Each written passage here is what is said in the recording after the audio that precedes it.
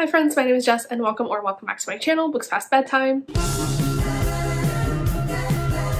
Today we're going to be doing a very exciting video. I am going to be giving you book recommendations for each and every track on the new Taylor Swift album, Midnights. If you know me, I'm a huge Swiftie. I've always loved Taylor. I've grown up with her since her very first album. Literally in 5th grade, I would bump Picture to Burn on the way to 5th grade, so I'm an OG fan and I love this new album. I think it is so fun. I love how much of like a Taylor Jack album it is, you know? Like I can hear both of their voices and like music styles in it so much, and I think it's really cool and fun and like synth pop. I just love how she explores like different genres. I feel like it's always like perfectly what I want to listen to when it's released, you know? I think Evermore is my favorite album, but I love this one just as much. So I have 13 book recommendations for you, each corresponding to the 13 tracks on the main album. I didn't do bonus tracks because it was enough. It took enough of my mental capabilities for the track list of the original 13 songs. I'm sorry, I'm just not doing the bonus tracks, but I think I have some great books picked out for these songs. Like I was so excited for some of these that I like made these connections and thought of reasons to recommend these books for these songs. Like I just am really happy with this list and think it's perfect. So I'm very excited to share it with you. And just a couple of disclaimers before we get into it. This is not a safe space for hetlers.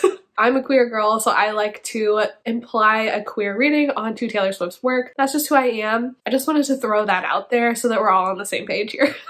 All right, and with that said, let's get into it. So the very first song on the track list is Lavender, Haze.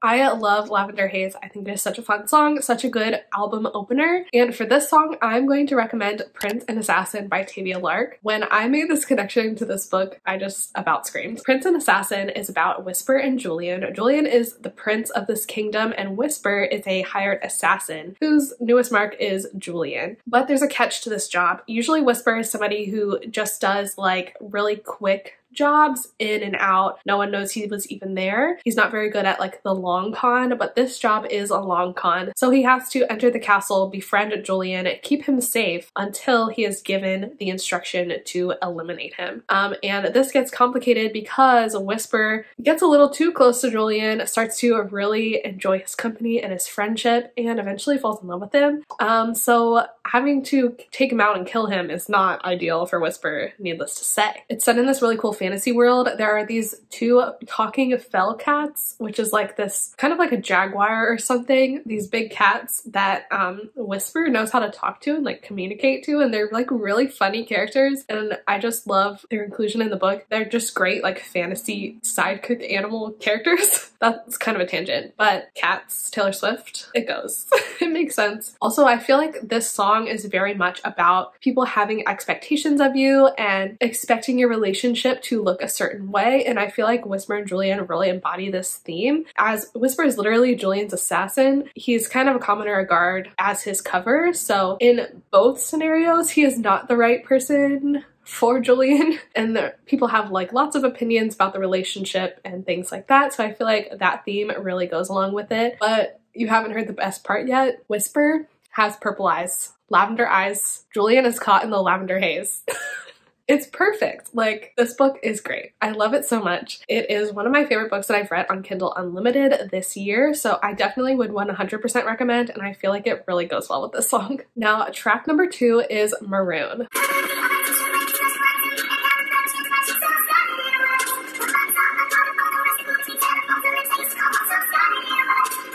Now, the recommendation I have for this song was another like epiphany moment because it just fits so perfectly. And I'm gonna recommend Written in the Stars by Alexandra Bellfleur. Now, in Maroon, Taylor talks about getting wine spilled on her white t-shirt, and that's literally how Darcy and Elle meet in this book.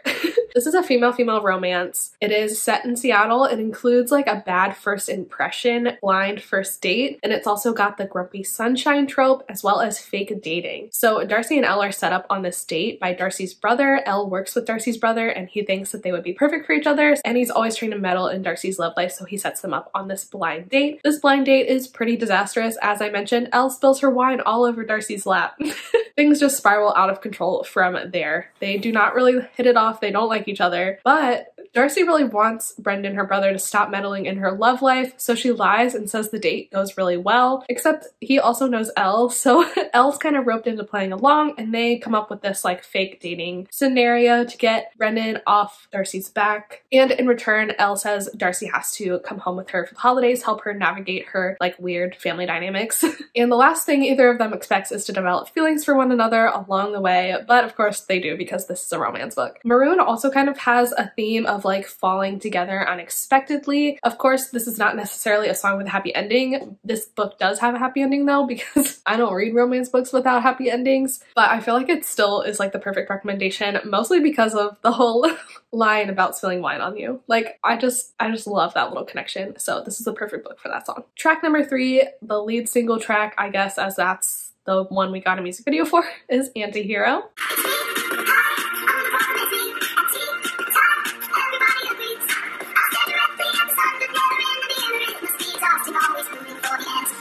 Antihero is such a good song. It really speaks to me about like self-loathing and kind of looking internally and realizing that maybe you're the bad guy, maybe you're the reason why all these bad things are happening around you. And I feel like the book that perfectly matches that song is Under the Whispering Door by TJ Klune. This is one of my favorite books of the year so far. It definitely is on the sadder side, but still has an HEA, don't worry.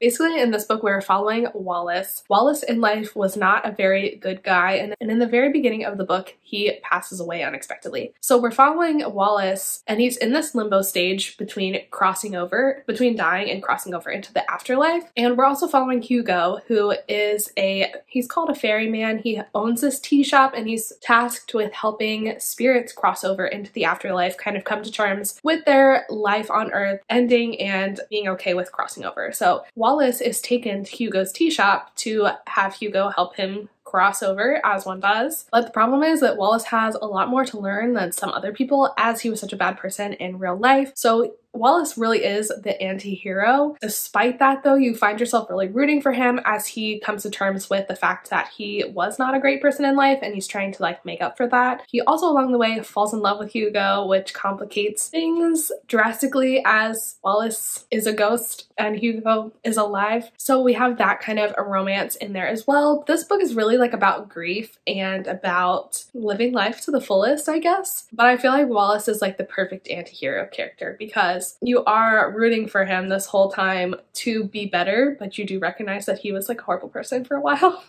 So I feel like this book just really encapsulates the themes of this song. Also, this is like a great freaking book, so if you haven't read it, you definitely should. The next song is Snow on the Beach.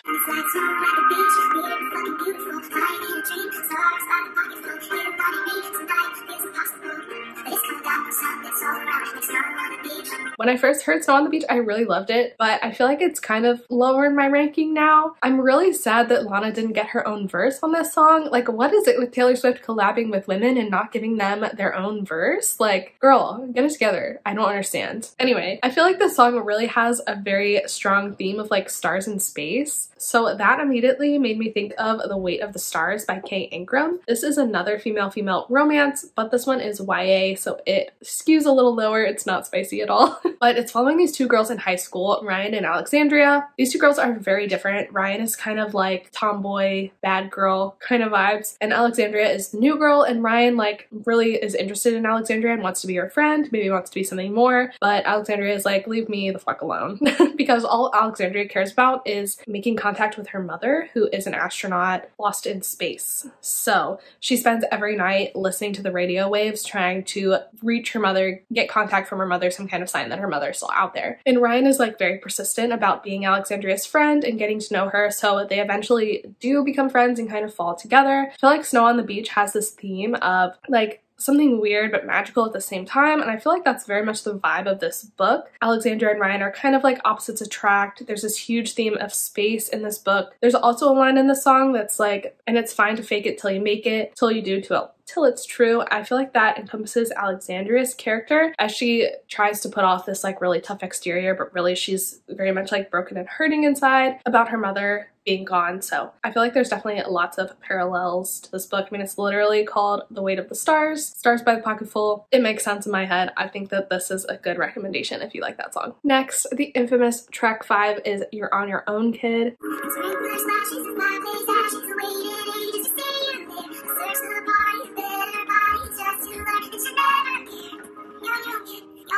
This was one I felt like I had a bit of trouble pairing a book with, mostly because I couldn't think of anything that I've read this year that I felt like worked for this song, because I've mostly been reading like romances, and this is not necessarily a romantic song. So the book that I decided to match with this song is The Miseducation of Cameron Post by Emily M. Danforth. Although this wasn't a book that I read this year, it's one of my favorites, and if you haven't read it, I definitely would recommend it. I always recommend this book. I love it, and I feel like it really, I couldn't think of a better recommendation for this song.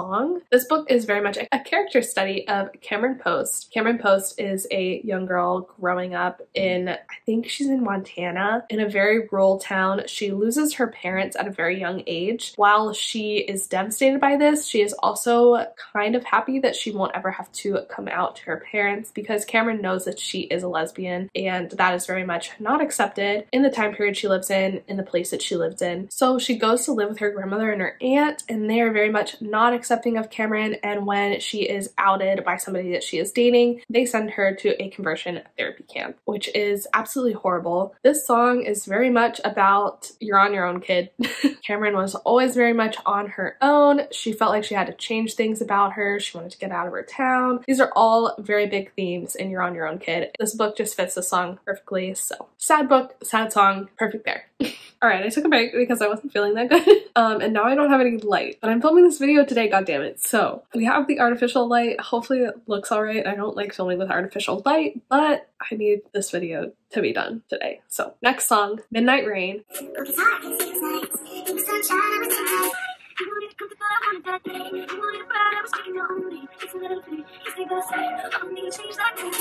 I feel like of all the songs on the album, this is the one that is like stuck in my head the most. I feel like it's so catchy. With this song, I knew I needed like a Grumpy Sunshine, opposites attract kind of romance because of the line, he was my sunshine, I was midnight rain, aka that is literally Grumpy Sunshine opposites attract. I felt like I could pick a lot of different Grumpy Sunshine books for this. Like I have a whole folder on Goodreads, but because of the like small town vibes and the themes of like people's expectations and also like wanting to get out of the town, make your own name, that reminded me of Delilah Green Doesn't Care by Ashley Herring Blake. This is another female-female romance, and it follows our main characters Delilah and Claire. Delilah and Claire knew each other as kids because Claire was Delilah's stepsister's friend, but once they graduated high school, Delilah kind of reinvented herself and moved out of their small town to New York City to make her way as a photographer, but she is coming back to her small town for her stepsister Astrid's wedding to be her wedding photographer, and she runs into Claire again. Claire doesn't recognize Astrid because she looks so different, so she hits on her in this bar, and once she realizes who she is hitting on,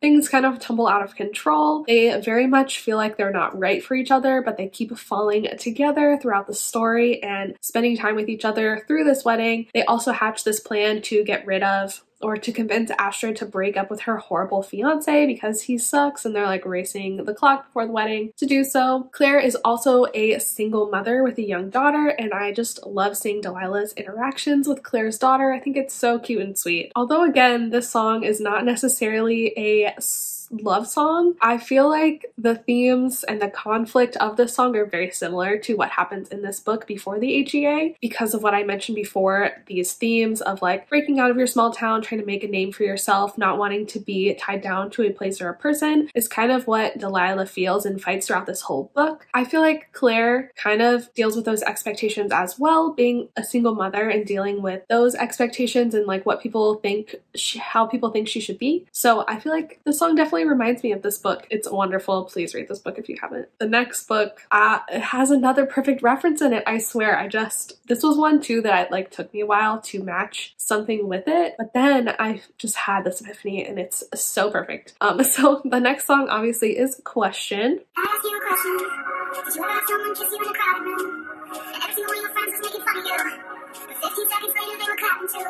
Then what did you do? And for this song, I'm going to recommend Face Off and Cheap Shots by Eden Finley and Saxon James. Now, this is a male-male romance, and it's kind of in a series called the CU Hockey series. This is the second book. You don't necessarily have to read them in order. They can be read as standalones, but they all like reference and feature characters from each like subsequent book, even though each one follows a different character, a different couple in their like independent romance. You know what I mean?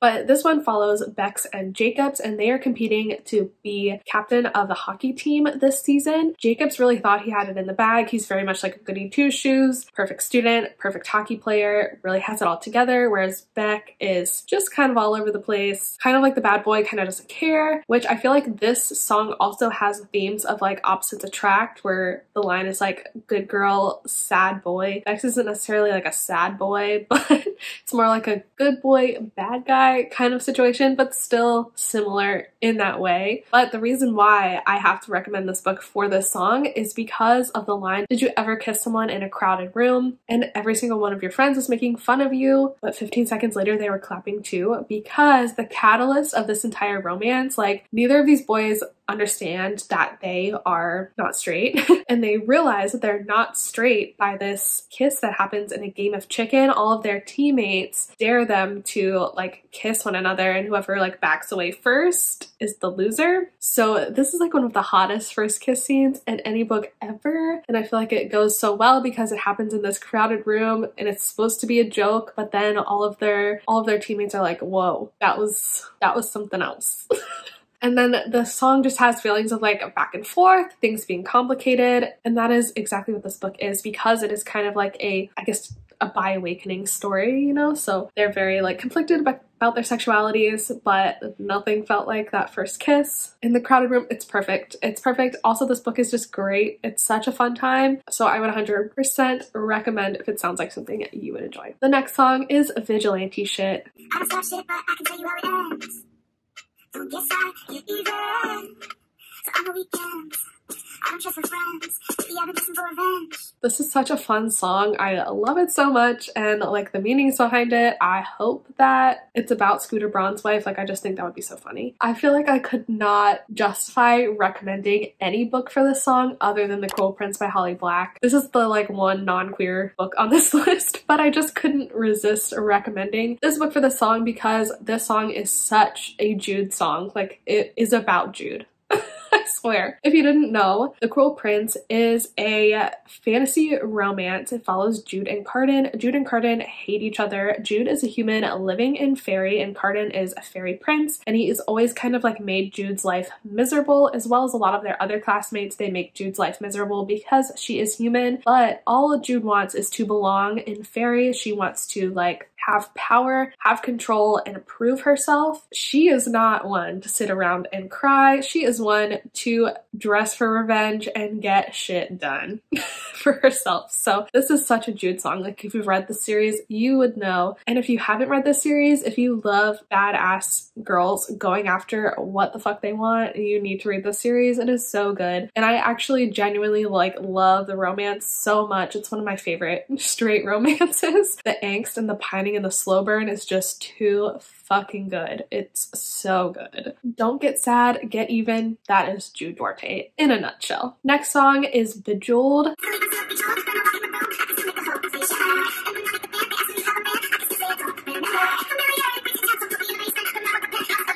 Now, currently this is not my favorite track on the album. I do like it. I don't know that it's my least favorite, but it's definitely lower on the list. I also kind of had trouble coming up with a book recommendation for this song, but I feel like the one that I came up with works. So I'm going to recommend Something Fabulous by Alexis Hall because I feel like this song is very much a Bonnie song. This book follows Duke, Valentine and Bonnie becomes the love interest in this book, but initially in the beginning, Valentine is intent on marrying Bonnie's sister. So this is a male-male historical, so there is, what is it called? Like time period accurate internalized homophobia, I guess. And so basically Valentine is not really in love with Bonnie's sister. He is marrying her because it was set up by their fathers, and his father's dead, so he wants to honor his father's wishes. But it turns out Bonnie's sister does not want to marry Valentine either, so when Valentine arrives to collect her, she runs away.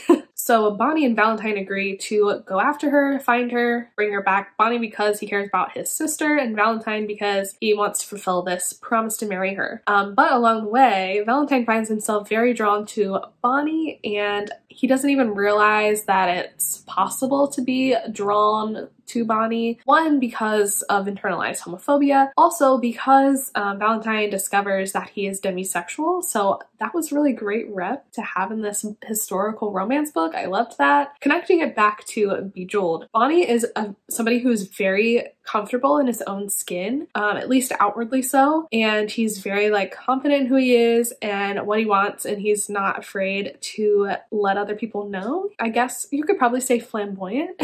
And I feel like this song kind of feels flamboyant to me. Like Bonnie lights up a room when he walks in, like he's fun and bubbly and not afraid to be himself, and he's also not going to take any shit from a Valentine. I feel like the line, "Don't put me in the basement when I want the penthouse of your heart," like Bonnie's not content to just sit idly by behind the scenes and be a secret. Like he's like, no, that's not how it's gonna be. Listen here, buddy. And like when I meet the band, they ask, do you have a man? And I say, I don't remember. Like I feel like that would be something Bonnie would do. Like, you ain't shit, you're replaceable, so get in line or you're out. It definitely makes sense in my head. I feel like Bonnie would like this song. So that is the book that I'm recommending for Bejeweled. And the next song is Labyrinth.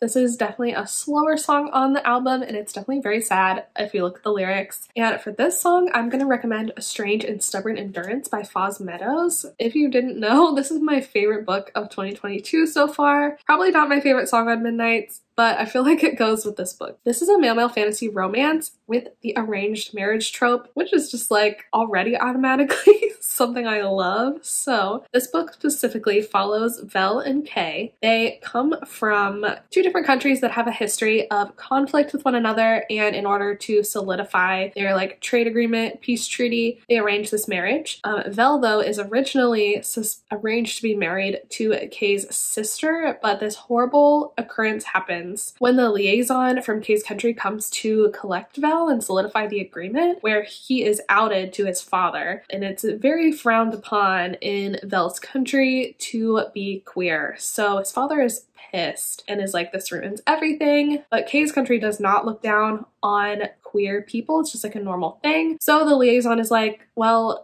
Vel can just marry Kay instead. And his father wants to just disown Vel and get rid of him. So he agrees, and Vel doesn't have any better options because he will not be accepted in this country now anyway. So he goes and agrees to be married. Turns out this is the best thing he could have possibly done because Kay is the sweetest little cinnamon roll in the world and just wants to protect Vel with everything he has. And there is also a murder mystery in this book, and there's some really strong friendships and character building and world building, and it's just beautiful writing, and it has the most lovely, slow burn, kind, sweet, protective, loving, communicative relationship portrayed in it between Vel and Kay, and I just absolutely freaking love it. It is so good. And the reason it kind of reminds me of Labyrinth is mostly because of Vel's story. This song very much has themes of like being sad, your world crumbling around you, but like somebody stepping in and helping you out of the situation that you didn't really think that you could be pulled out of. Lines like, I thought the plane was going down, how'd you turn it right around? And you would break your back just to make me break a smile. That is Kay to a T. Like, there's many a time in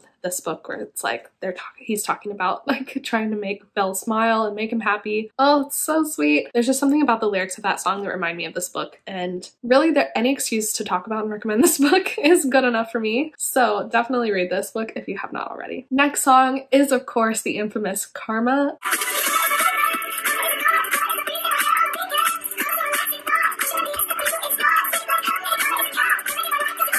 I was so excited when I saw Karma on the track list. So if you know, you know. And while this definitely is not the song that I was expecting from Karma, it's really good. I like it a lot. Obviously, Karma is like the ultimate revenge song. So I had to recommend Razorblade Tears by S.A. Cosby, which is like the ultimate revenge book. I feel like this book could also work for vigilante shit, but I really had to give that to my girl Jude. So I'm gonna recommend Razorblade Tears for Karma. Razorblade Tears follows Ike and Buddy Lee, who are the fathers of these two men that were recently killed for being gay. This takes place in the South, and Ike and Buddy Lee were both kind of homophobic, not supportive of their kids in life, and it takes their deaths to really realize the error of their ways, and realize the error of their ways they do, so much so that they decide to take out the men that killed their sons. So they team up to hunt them down and kill them.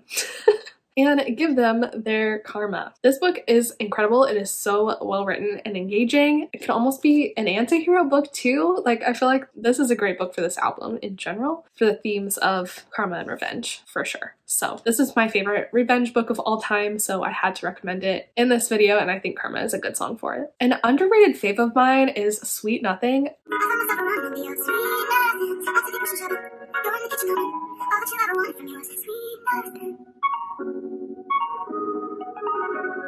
I think that song is so beautiful and sweet and lovely. What book is more beautiful and sweet and lovely than The Charm Offensive by Alison Cochrane?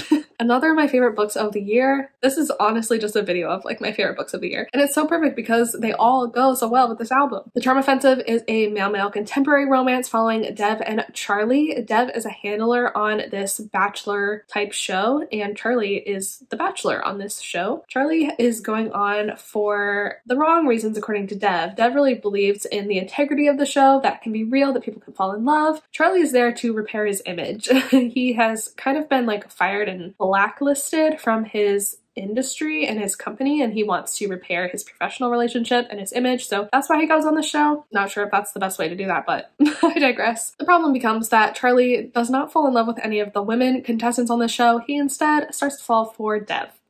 Charlie in this book is such a relatable character. He suffers with OCD as well as anxiety, and he is also demisexual, so much great representation there. I really saw myself a lot in Charlie and really appreciated the way mental health was dealt with in this book. Dev also suffers from depression, and I felt like that was very well done in this book as well. So if you're looking for romance with great mental health rep, this is like my #1 recommendation for that specifically. I think it is done so well, and I feel like that is why I'm kind of connecting it to Sweet Nothing. I feel like Sweet Nothing has this theme of like your partner quieting the world for you and not really expecting anything from you, just wanting you for you. And I feel like that is Dev and Charlie's relationship to a T. I feel like Dev is really the only one that can kind of quiet Charlie's mind and comfort him, and Charlie doesn't feel any expectations to be a certain way from Dev. He can just simply be, and that is why the relationship is so beautiful. And I feel like that's why this song is so beautiful too. Outside they're push and shoving,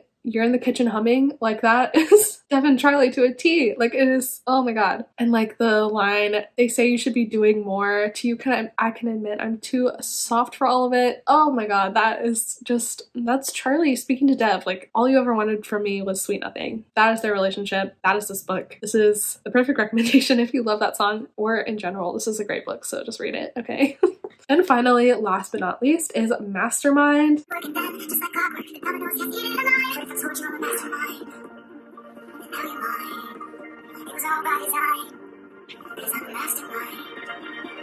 I heard someone say that Mastermind was a song perfectly written for Leo suns. I'm a Leo sun. I do like this song. I don't feel like I have tried to engineer a relationship before, but that's probably just because I'm asexual. I am a mastermind in other ways though, so I can agree. But the book that I'm going to recommend for this song is Psycho by Only James. If you have been on this channel at all this year, I'm sure you will have heard this spiel before. This is book 2 of the Necessary Evil series by Only James. This series follows a family of psychopaths that were all adopted by Thomas Mulvaney because they exhibited psychopathic tendencies as children. Thomas Mulvaney has raised all of the brothers to be vigilante killers, to use their psychopathic traits for good, to take out the bad guys in society that the police miss or don't have enough evidence to convict. And each book is each subsequent brother's romance. Psycho follows August Mulvaney, who is said to kind of be the most psychopathic of the brothers. He is neurodivergent in more ways than just being a psychopath. I think that he is autistic. August is also like a genius. He is literally a mastermind. His love interest is Lucas, who he works with at school. He's a professor. They're both professors at this university. The way they meet is they literally run into each other, and this is a problem because Lucas is a psychic and he can read other people's minds and their thoughts when he touches them. So when he runs into August Mulvaney, he sees all the people that August Mulvaney has murdered, and he is like, holy shit, my coworker is a psychopath. Rightfully so. And because of that meeting, that is the reason why I had to recommend this book for this song, because of the line in this song that says, and the touch of a hand lit the fuse of a chain reaction of counter moves. A touch of the hand just tumbled the plot from this book. Like, it's so perfect. August like realizes what has happened when Lucas touches him. He like just knows that he knows because he can see it all over his face. August like becomes obsessed with Lucas and starts like stalking him basically. This is a little bit of a dark romance. It's not a serious thing, but he definitely masterminds their romance and like makes it happen because he wants it to happen. So that definitely is a theme of this song and applies to this book as well. All right, and those are all the books that I would recommend for each track on Midnights. Let me know if you agree or disagree with any of these. Also, if you have a similar video, let me know. I would love to watch it. I love Taylor Swift times book content. It's the best, so let me know. But that is all from me today. So if you liked this video, definitely like it. Subscribe for more bookish content. I talk about a lot of queer books on here as well as fandom culture like this Taylor Swift video. So definitely subscribe if you would like to see more from me. You can also follow me on Instagram, Goodreads. I'm trying to post on TikTok, so I will try and remember to link that down below as well if you want to follow me on any of those platforms. Also, if you want to purchase any of these books through my Amazon links in the description, I would really appreciate that. I get like a couple cents if you do that, if you want to support my channel. So those are all linked down below for you as well. Yes, I think that is everything from me. So thank you again for watching, and I will see you in the next one. Bye.